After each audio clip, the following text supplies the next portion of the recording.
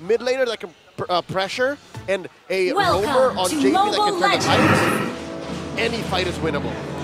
And the chessboard is open for this game to happen. Who is going to make the first move in this composition? It's game number 3.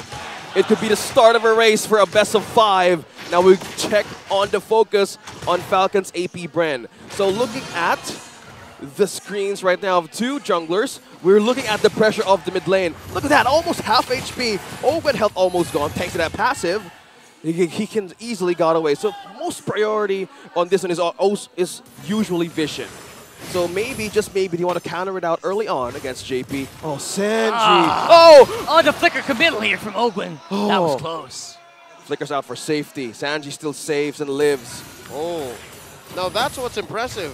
It's actually Sanji who has not used his flicker. So wait, can they afford to force this?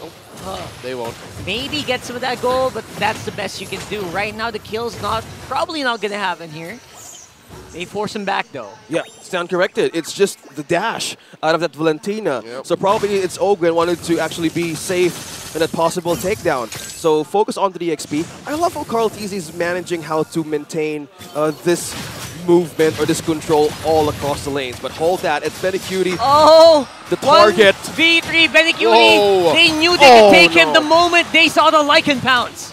I mean, Benecutie is pretty sustainable. He protects himself. He's pretty independent. But not against 3. Not 3. This is the wonders of the chip. Early on, you have so much ways to actually gank and add aid to each lane that you want to have pressure on. Yep. And with that, now they're slowly looking forward to use this picture against Team Liquid Echo. Now looking at this, oh, a beautiful way to hit those meteors. But Carl TZ is slowly not letting go of this first objective. At all. Flicker in, and the bravest fighter used up already by Sanford. But he is going to suffer in the hands here of the rest of the FCAP. But they are taking that turtle, and they're taking bodies. They're taking names. Ogwin's down, and Flaptz is in trouble. And Flaptz looking for a way to escape, but no, he won't. And that is completely just 4. Slowly taking advantage of that first early Detona's welcome. JP used the counterplay to have a good setup for Team Liquid Echo. Clear numbers game.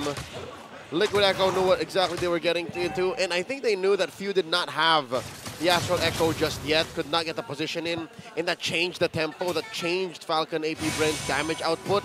And I can see a alternate timeline or an alternate outcome wherein, yeah, they could have gotten the Detona's welcome on the perfect target, and then picked off a member or 2 before the Retribution threshold came up, and then that would have just changed it entirely. But no, this is one of the strengths of Liquid Echo. They're aggressive, and they know when they can force things, and even when they feel like they shouldn't, they turn things around, and that's what allows for them to be here now. 1,000 gold ahead, 3.5 minutes in. I'm wondering when Ogwin is going to start doing what the chip is supposed to do, right? Setting up the shortcut, collapsing on the targets, and then going for a death ball. That's not what they did here in that first turtle. That's why Liquid Echo spilled the blood in the water and said, you know what, this is ours. Yep.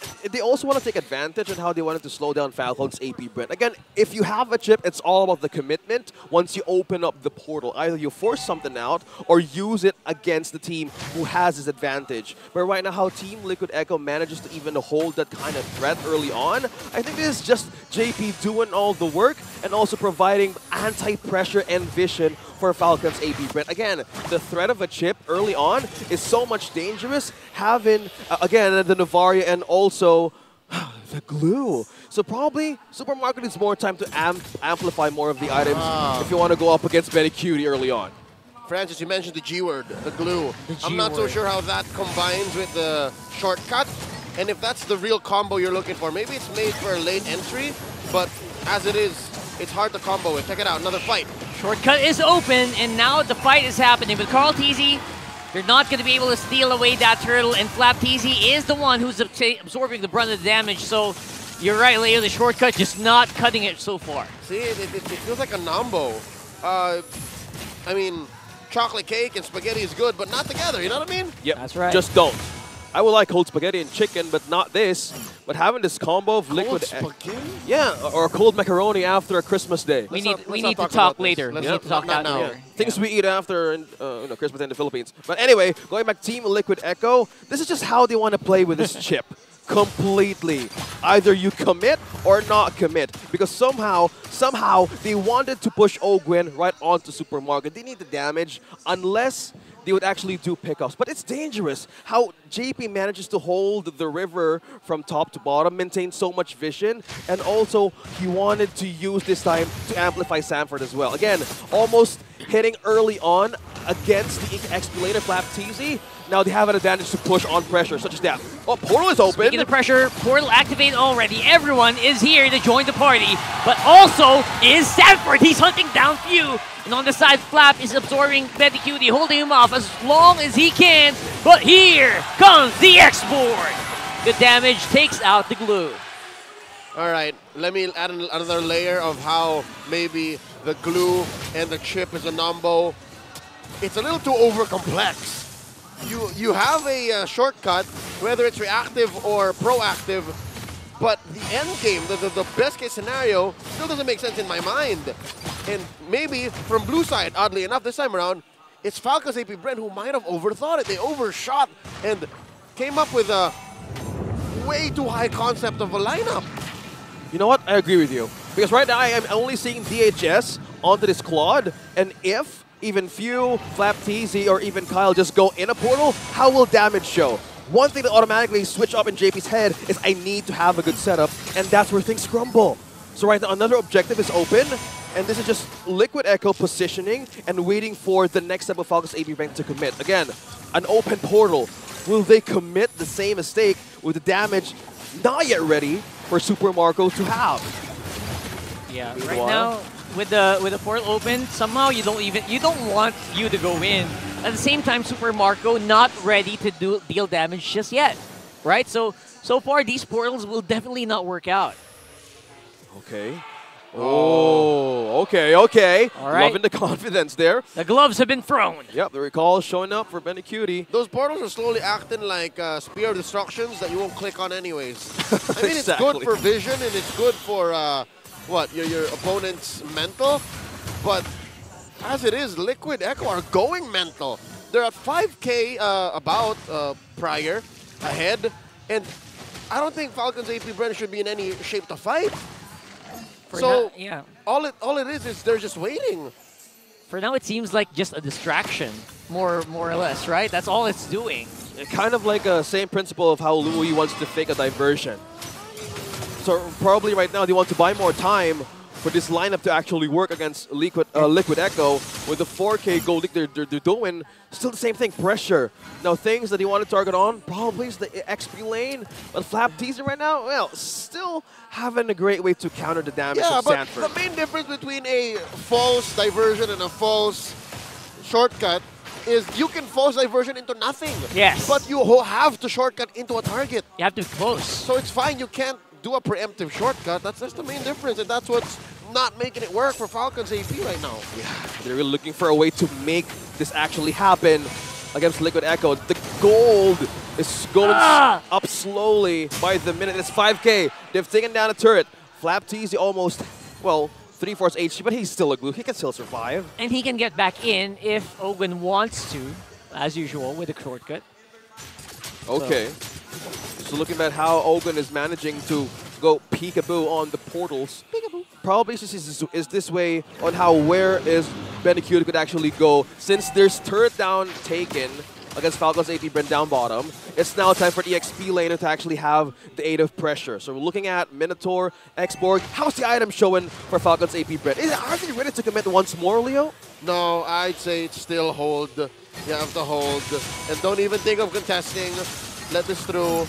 Items-wise, being down 5K is a significant arms race deficit. Like, you cannot fight on the same level as your opponents unless you're inside the base. That's what happened early in game 1, right? Oh, yeah. But here right now, Marco. Benecute getting a taste of that like and pounce damage, but you gotta be careful, can't be punished too hard by Super Marco. Yeah, there's about 1,200 gold between them now. So I'd say still no, don't force it. Oh, yeah. Okay, so they need more time to actually make this work. Look at the damage dealt. It's Sanji, Benecute, and Sanford. Just throwing out against Carl Teasy and Ogwin. Another turret taken. Slowly a push down bottom for the Lord. And look at how they're managing to control this map from top to bottom. But oh, Daytona's welcome. Oh boy. They catch him. They catch Cartesi, but Faraga Armor keeps him alive. Sanford once more. Bravest Fighter straight into two members of Falcon AP BREN. Means they're going to have to back off, and they take down Ogwin. No casualty for Team Liquid. Sanji got the ultimate off chip. And keep going here, getting in position. And that's JP on the back. Woo! Might get punished. He does go down. Super Marco. The Lord still dashing it out. A little bit of finesse, but tower will fall. Oh, Flapteasy got a hand. Flapteasy, he's in trouble. He got one. Benecute falls. Whoa! Wow, the punchback is strong here, coming in from FCAP here. I mean, it cost them a lot, and they weren't going where they need to. And something tells me Falcons AP BREN need to get everything back on track. They need to be on the same page, because earlier, I'm not so sure what Flapteasy was working on top lane, but he did not jump into the shortcut portal. Yes. I think if he came in earlier, this would have been a better mathematical trade. But as it is, I think they're fine with it. I'm just hoping that they're not once bitten, twice shy. I'm hoping that this will allow for them to say, you know what, it's a 5K gold lead, but we do have the firepower where it matters. And looking at it now, 7, 6, 8, 5. There you go. See, it's less than 1,000 now between Benny and Marco, so they can go from there. Okay, so it looks like how they're managing to layer out the composition this time around at almost 12 minutes. So this time, I think it's Liquid Echo looking for a way to just consume another objective. But I think you're right. Right now, they're probably the minds of Falcons AP BREN wanted to capitalize on sustain and actually do work for Flapteasy. They have managed to get Benecute out of that team fight. Yeah, I think that's the #1 goal for Flapteasy is find Benny. Find Benny or find Sanji. One or the other. Best case scenario, find Benny, shut him down, and then again, the fact that there's so many layers to this for FCAP to get their win makes it all the more difficult, but we're saying it's not impossible. If they can do that, and then maybe set it up first, start off with maybe a 3-4 man Astral Echo, then that's how they get it. Yeah. I think looking back on how Lei wanted to paint the picture of a comeback on how Falcons AP BREN could manage and use that ultimate of few right onto Team Liquid Echo. I think it's more of like layering division, go for a fall for Ogwin, but the commitment on how they want to do this in team fights, I think it could actually work and show, but depends on how they wanted to layer this. Again, the only damage that could come from is probably Super Marco. You have a way to push back one from Missile Expert, but depends on how the front is being controlled, and Carl Teasy having that immortality. Oh, they got spotted. Carl Teasy spotted out once more. Smart missiles. Or Missile Expert, rather. Pushing him back, but here comes the rest of the squad. Team Liquid PH looking for a kill. He can take out maybe Carl Teasy and secure that Lord. But Carl Teasy able to make it out just for the meantime. And the punchback is activated here. Bravest Fighter is actually so powerful. And there's just no way for FCAP to fight back. And that's where you feel the 6K gold lead.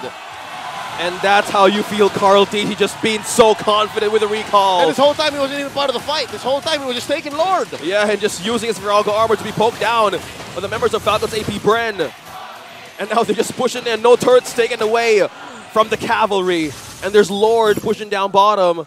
Ogwin being the casualty. I'm just thinking of what could be the front line with the threat of the Minotaur. JB just keep on using, and again, he used the flicker, but one thing he's aiding on for Team Liquid Echo is the comeback counter setup on what Carl Teasy can do.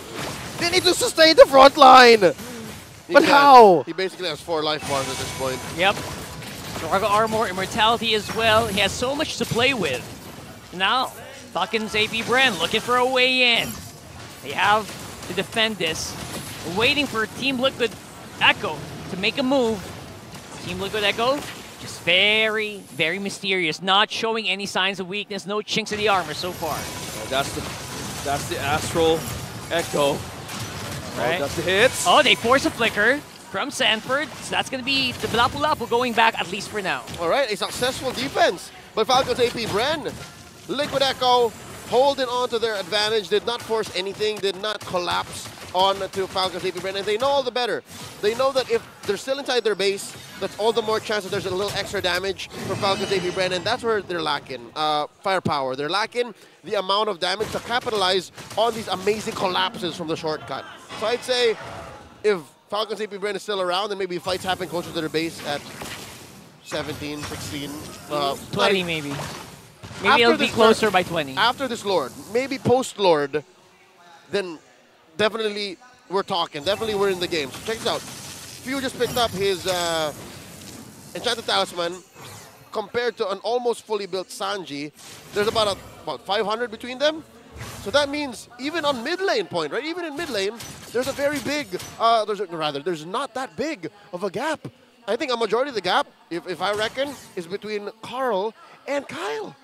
I think it's one thing to see how the winning condition will be for Falcons AP BREN. I think there's one item away for Super Mario to actually have this full build. And how he melted that Lord and cleared out that minions. It's a great way of showing that they can sustain, but this time around that they can defend and counter aggressively for Liquid Echo. Look at the damage done by Few. Probably right now, this is the one thing combination that they need to work on. This is going to hurt. And Novaria in this time of the game, this is the window that Leo is mentioning out. It's 2 minutes from the 15 minutes. It's 17. Getting the right recipe of damage. Oh. Few gets it. Oh, Few. All right. Secures it. Well, you want that on maybe a mage, if not your jungler, so still pretty good here. Not bad. Yep, not bad. Still. Oh, wow, look. Why walk? Why walk? He's setting it up. The portal. Ogwyn. They're waiting for the call, all right? Ogwyn, when you're doing it. He's going to approach from the back where Benny Cutie is, actually. Now Carl TZ, 1 life down. Oh, waiting That's for the dance. Armor. Holding it up. HP's quite low. He's holding out on that portal. They know. They know where Ogwyn's going to come from. Oh, I think they're expecting this. Ogwyn with a position on how to enter the back line of Liquid Echo, on where the bush of Benny Cutie is Look at hiding. Benny. Okay. I think they know. Truth be told, he has 2 entries. He can take this lower left bush or the top left bush. And the rest of Falcons AP BREN are helping him make the decision. Yeah. Comms going to be so crucial here in the next few seconds. Oh, who's going to make the move? Oh, they surrender the Lord. Yeah, that's it. Unless, all right. Carl TZ secures the Lord. Yes. No entry from the portal. Minions pushing down.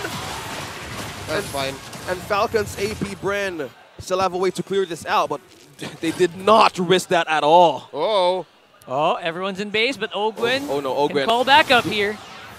It's Either he's forcing to call a party, or he's just getting vision. Either way, it could be deadly. It's fine. As long as Super Marco's alive, as long as Super Marco's not in any immediate danger, seems like it's still a fair game.